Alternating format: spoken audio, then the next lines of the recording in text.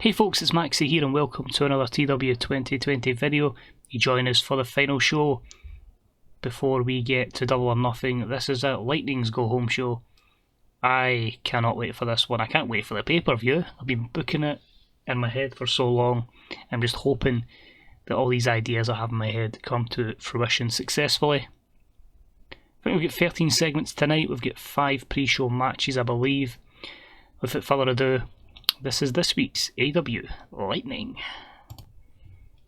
So for this show, we are at the Amway Centre in front of just under 15,000 fans. We start with our pre-show matches as Best Friends take on Alan Angels and Cody Vance, with Trent picking up the win over Alan Angels. And that is a 43 rated matchup on Dark. We have Thunder Rosa take on Maria Manic and she wins in 9:26 with the reverse DDT. A 52 rated matchup here. Both ladies benefiting from having mutual great chemistry. Next up we had Colt Cabana challenge Walter and the big German, or Austrian, I think he's Austrian actually. Now I've confused myself. Walter defeats Colt Cabana anyway in 10:16 with a golden bomb. A 66 here as the Ring General looks to be in a good position going into Double or Nothing. We then had Anna Jay defeat Mia Yim in 9:19 by pinfall. This was a 68. If there's one thing you can notice, Anna Jay is over. The pairing with Sir Brody Lee has absolutely benefited her. I wouldn't say her skill set in this is particularly great. Her attributes for your basic wrestling stuff are not brilliant, but she's over. And that was the whole purpose of the mixed tag team division, was to get women over so that we can have a fantastic and thriving women's division. And the fact these two can put a 68 on the pre-show is good for the future of the company. Delighted at that. And then our main event of the pre-show, Sammy Guevara defeats Drew Gulak in 12:34 with a 6:30. 81, great chemistry between these two. Unfortunately though, they have a lack of psychology, which probably cost us from being about an 83 and an 84, because it would have been limited due to being a 12-minute matchup. Let's go. Here's Lightning. 90 for the opening promo between two of our biggest feuds going into Double or Nothing, Kenny Omega and Cody Rhodes, Moxley and La Sombra. We start again with Kenny in the ring. He just says he's really looking forward to this opportunity.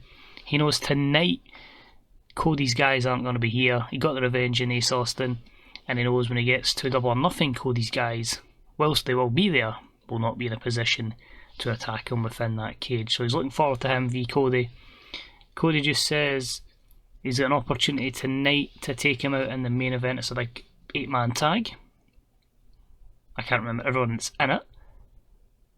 I know it's Kenny, Moxley. I only booked this like 5 minutes ago. Kenny, Moxley, I think it's Proud and Powerful against Rhodes, La Sombra.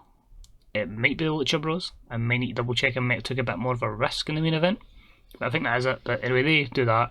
Moxley says, whichever one of you boys comes out as champion, I'm just going to be shining up that belt, because I'm going to be coming after it again.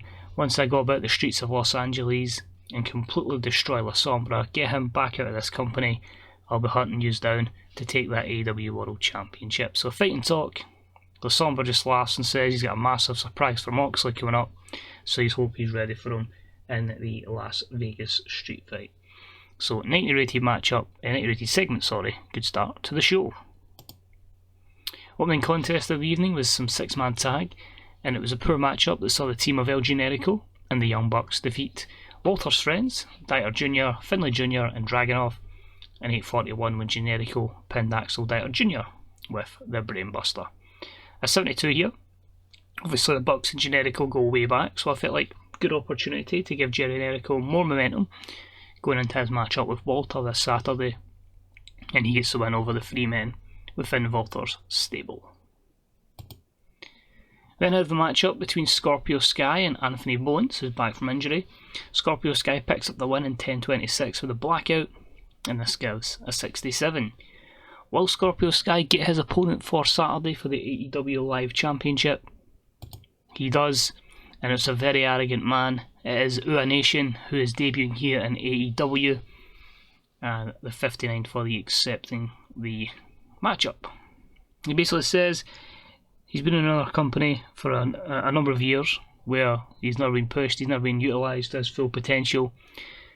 He sees a lot from where Scorpio Sky is coming from, but it feels like it doesn't matter who holds that belt, he wants it, he wants opportunities, he wants to show how good he is, and it doesn't matter what way he has to go, what actions he needs to take, he is going to come out as AEW Live Champion. So Scorpio Sky out of nation for the AEW Live Championship at Double or Nothing. Told you it's going to be a long show. Next up, we had Rey Mysterio in action as he took on Angelico, and he wins in 9 minutes and 1 with a 6-1-9 into the West Coast Pop. A 60 rated matchup. I felt these two would have clicked quite well together. Maybe not so much these days, but in previous years certainly. But you've got to give Rey momentum going into his match with Pac, and he picks up some momentum with a victory. He then just does colour commentary alongside our team of Mauro Ranallo, CM Punk, and I think Don Callis is here this week. Yep, and Don Callis. So the four of them are there. And as he watches Pac take on Jake Hager, and it was a superb matchup which Pac wins in 14-12 with a shooting star sent on. Just a 74 here, limited because only being 14 minutes. Pac went 92 to Hager 69.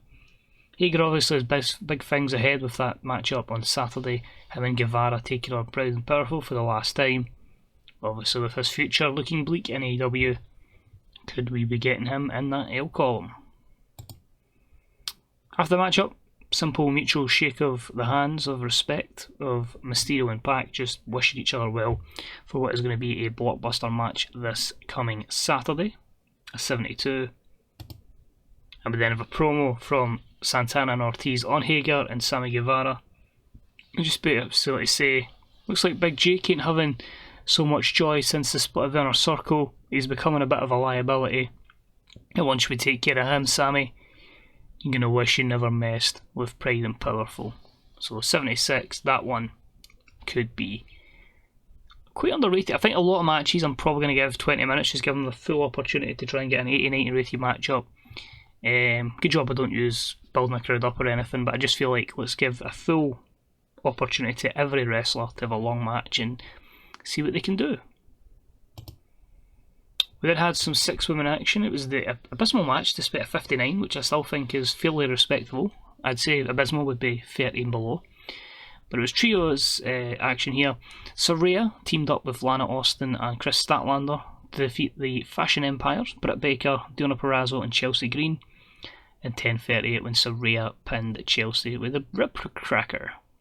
Best performance by a mile was Saraya, so you can see the lengths everyone else has still got to go to get to where we want them to be, but you can obviously see the intention of the matchup. Saraya looks good, she gets a win over the victory, the victory over one of the members of the Fashion Empire, Mercedes Stable, so you like to believe going forward that match. I cannot wait for that match, like they're going to get so much time to just see if they can deliver. We get the stare down between Saraya and Mercedes before the match up this Saturday. That's a 75. Mercedes continues to mock Saraya, who will walk out as Women's Champion. We then have the 4 men, so it was Lucha Bros, Sombra and Cody, just aligning each other. They said they've been over this course many a time because they all have a common enemy. Let's put that beside. Let's put it to the side. Let's put it to the past. Let's just make sure we get the win today and put ourselves all in the best positions to take care of the Young Bucks, Moxley and Kenny at Double or Nothing. So 81. How will this 8-man tag go? I'm intrigued. I've given it time. It could score up to the 90s. It could be 80s. It's a tricky one. In the middle, 87. Oh, it wasn't actually Proud and Powerful. It was Undisputed Honor. There you go. I couldn't even remember I booked 5 minutes ago, but no, I'm happy with that. So it means Proud and Powerful don't have a defeat going into the event, but kind of makes me sound like a fool because I've just talked about the Bucks and common enemies, but no, I'll just say that Undisputed Honor were in there, and obviously another potential enemy of the past. They have faced each other for the AEW Tag Team Championships, but I think the promo then could maybe be they've had issues with the Bucks before, they've got the Bucks coming up, so let's just get this win and make sure they're in a good position to face the Bucks. There we go. Makes it sound a bit better. So it was about the Superb Wrestling anyway, in great heat. Cody, La Sombra and the Lucha Bros defeat Kenny Moxley and Undisputed Honor in 26-21 when Cody pinned Kyle O'Reilly with the Crossroads. So Undisputed Honor aren't in a matchup at the moment. They may be in like a pre-show match, but this was just to give the heels a bit of an advantage going into the event. And an 87 delivers well. So Moxley will be raging, Omega will be raging, Lucha Bros look $1 million. Can Cody Rhodes retain his championship? It remains to be seen. Show gains an 86, and that increases their popularity in 31 regions. Again, pretty much everywhere, out with the US and Canada. Unless we score like a 92, 93, we won't improve in the US anytime soon. But that's good. We have to grow our global brand rather than our domestic brand. So we'll jump here. I might miss matches that are on the card for Saturday because I've not got this written down, so this is literally going off the top of my head. We'll try and put as many in as possible. Ultimo Dragon is to retire. Dr. Wagner Jr. to WWE.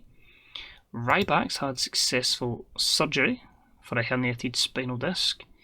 Jack Swagger confirms his move to WWE. So Hager's away. I didn't want to pay the 30 grand a month, despite obviously the money I throw at WWE people, but he was 40, so I feel like now we'll just let him go. So obviously they're on a 2006-2008 WWE signing spree with Brian Kendrick returning there and Mr. Anderson going as well, so it's just the way the mods are at times. You end up with some interesting signees, and Biff Busick exclusive. So a lot of contracts are getting tied down as exclusive, even with the likes of Ring of Honor, so you won't see as much movement going forward. That's fine, Bryce, we'll give you a new contract. So, Can is in. Ultimo Ninja is looking promising. And now look at all these that we've got to look at. I think I've failed to delete the ones for the night before. Let's just have a look at that Ultimo Ninja contract, did I? I usually only seriously consider them. Good. Right, so Swagger's away in a few weeks' time. Or is he away just now, actually? Because he's on a handshake deal.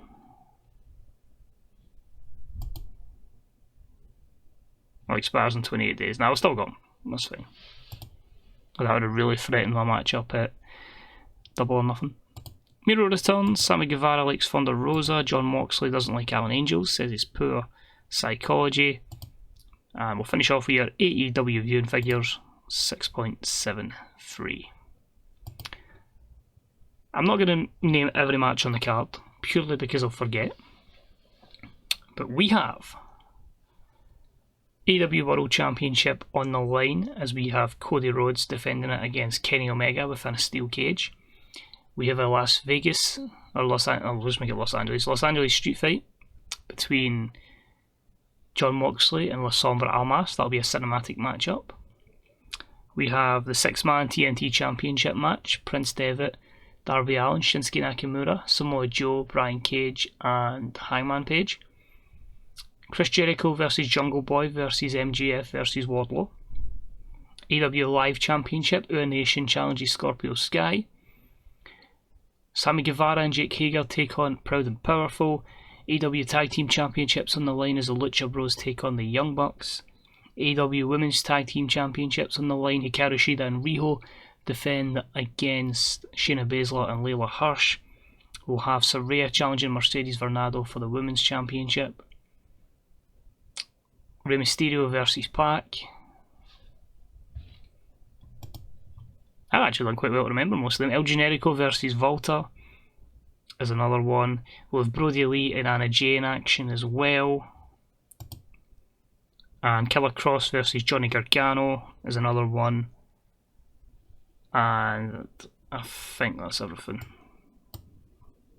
There'll probably be more added, because this has got to be like our SummerSlam. This has to be massive.